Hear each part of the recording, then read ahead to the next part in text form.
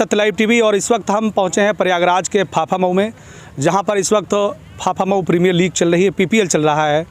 और उसके ऑर्गेनाइज़र हमारे बीच में हैं अनिल फौजी जी, जो कि सेना में कार्यरत थे और रिटायरमेंट के बाद उन्होंने एक शानदार पहल की है, क्रिकेट टूर्नामेंट का आयोजन किया है, जिन्होंने अपना पूरा जीवन, अपने जीवन का आधा हिस्सा ये कह सकते हैं कि इन्होंने सेना में जॉब करते हुए देश की रक्षा के लिए निर्वहन किया है। ये तो यहाँ पर हमारे साथ एक्सक्लूसिव बातचीत करने के लिए अनिल फौजी जी मौजूद हैं। मैं आइए उनसे बातचीत करता हूँ कि आखिर उनका उद्देश्य क्या है और किस मिशन के तहत इस टूर्नामेंट की उन्होंने शुरुआत की है। स्वागत है सत्य लाइव टीवी में। जी धन्यवाद।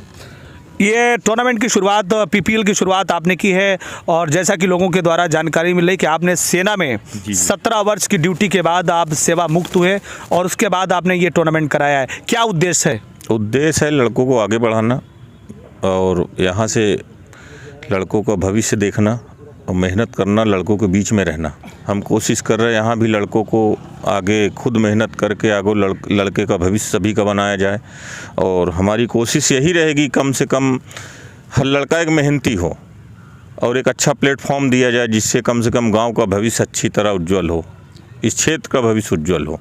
यहाँ पर जिस तरह का युवाओं में जोश देखने को मिल रहा है, जैसा कि इस ग्राउंड पर आप देख सकते हैं कि यहाँ पर एथलेटिक्स गेम के साथ में जिस तरह से रनिंग करने वाले जो सेना में जाने की तैयारी करते हैं, उनको क्या सजेशन देंगे? मेरी कोशिश होगी कि पहले लड़कों को, जो भी क्रॉस कंट्री वाले हैं, दौड़ने वाले हैं, उनको और ऐसा प्लेटफॉर्म दिया जाए, ऐसा कंपटीशन दिया जाए कि यहाँ से निकल के जहाँ भी जाए वो यहाँ का नाम रोशन करें, अपने गांव का नाम रोशन करें, अपने क्षेत्र का नाम रोशन करें।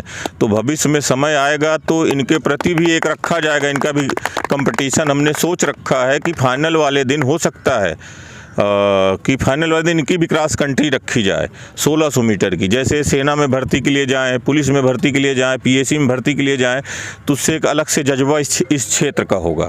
आप सेना में ड्यूटी किए, सेना में देश की सेवा किए और अब जब आप अपने गांव, अपने क्षेत्र में पहुंचे हैं, तो किस तरह की चुनौतियां हैं जो आम जनमानस के बीच में देखने को मिलती हैं? जिन कमियों को आप देखते हैं उसको कैसे दूर करने की कोशिश होगी? गांव का आदमी मेहनती बहुत है, बस उसको एक सहारे की ज़रूरत है, एक रास्ता दिखाने की ज़रूरत है। रास्ता दिखेगा, उसको खुद आपके रास्ते पे चलेगा, अच्छा प्रोग्रेस होगा, लड़के आगे निकलेंगे, आपके गांव का, आपके क्षेत्र का, आपके शहर का भविष्य अच्छा होगा। तो मैं यही चाहूँगा। इसके साथ ही हमारे बड़े भाई या छोटे भाई वार्ड नंबर 37 से हमजा का एक हमको सहयोग मिला, जिससे हमको एक प्रेरणा मिली कि चलो दोनों भाई मिलके एक नवयुवक को आगे बढ़ाया जाए। तो हम कोशिश यही कर रहे हैं कि यहाँ से ज़्यादा यहाँ नवयुवकों को आगे बढ़ाया जाए। हम कोशिश यही करेंगे। एक तो ईमानदारी से सभी के साथ जुड़ना। आप जितनी ईमानदारी से जिसके साथ जुड़ोगे, उतनी ईमानदारी से अगला आपके साथ उतना ही रिप्लाई करेगा। और इसमें जो भी नवयुवक, जितने भी लड़के हमारे साथ रहे हुए हैं, उनका मैं बहुत बड़ा शुक्रगुजार हूं कि वो सब हमारे साथ दिन रात मेहनत करके हमारे साथ, हमारे कंधे में कंधा मिला के खड़े हुए हैं। तो उनका मैं भविष्य में क्या, आने वाले समय में उनका शुक्रगुजार रहूँगा। मैं चाहूँगा कि वो हमारे साथ ही इस ग्राउंड में ही, इस क्षेत्र में मेहनत करके वो भी आगे निकलें। मेरी कोशिश यही रहेगी और मेरा ऊपर वाले से शुभकामनाएँ या कोशिश करूँगा, ऊपर वाले से प्रार्थना करूँगा, जो भी लड़का या जो भी क्षेत्र का वासी है वो साथ में जुड़ के या उसको आगे तक जाए। वो चर्चाएं ये भी चल रही हैं कि आप अपने क्षेत्र के एक जनप्रतिनिधि के रूप में आने वाले चुनाव में, पार्षद पद के चुनाव में आप एक प्रत्याशी हो सकते हैं, जिस तरह के आपके जो समर्थकों की मांग नज़र आ रही है। पहले तो मैं नहीं समर्थक चुनाव लड़ेगा। जब मैं कभी अगर ऐसा सोचूंगा तो मैं नहीं समर्थक चुनाव लड़ेगा। मैं चाहूँगा मेरी तरह समर्थक मैं नहीं हूँ, आगे मैं बढ़ूँगा तो मेरे साथ समर्थक बढ़ेगा। तो समर्थक चुनाव लड़ेगा, मैं नहीं लड़ूँगा। समर्थक चाहेगा तब चुनाव मैं लड़ूंगा, नहीं चाहेगा तो नहीं लड़ूंगा। जो पीपीएल चल रहा है, जिसमें बढ़ चढ़ कर भागीदारी रही है आपके साथियों की? साथियों से तो मैं शायद अच्छा काम किया हूँगा या भविष्य में कहीं अच्छा चुनौती से सामना किया हूँगा, तो इनका मैं शुक्रगुजार जीवन भर रहूँगा।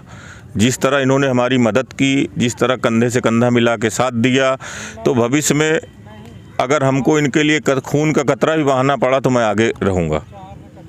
आपके अंदर वो आखिर में बात आ ही जाती है एक सैनिक के अंदर कि अगर देश के लिए खून का कतरा देना पड़े तो मैं देने के लिए तैयार हूँ। ये चीज़ आप अपने दोस्तों के साथ भी, अपने उनके जीवन के साथ भी आप जोड़ रहे हैं? नहीं, एक्चुअल आप किसी के लिए करोगे तो हमारा ही फ़र्ज़ बनता है उतना उसको रिटर्न दिया जाए।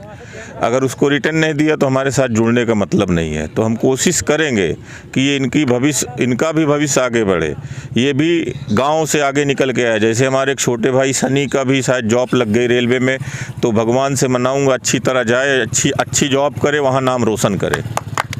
चलिए, ये शनि के लिए भी बड़ी खुशकिस्मती की बात है कि उन्होंने अपने मेहनत, अपनी काबिलियत के दम पे किया है, और आपकी यही सोच है कि आपके क्षेत्र के युवा हर एक क्षेत्र में जाएं और इस क्षेत्र का नाम रोशन करें।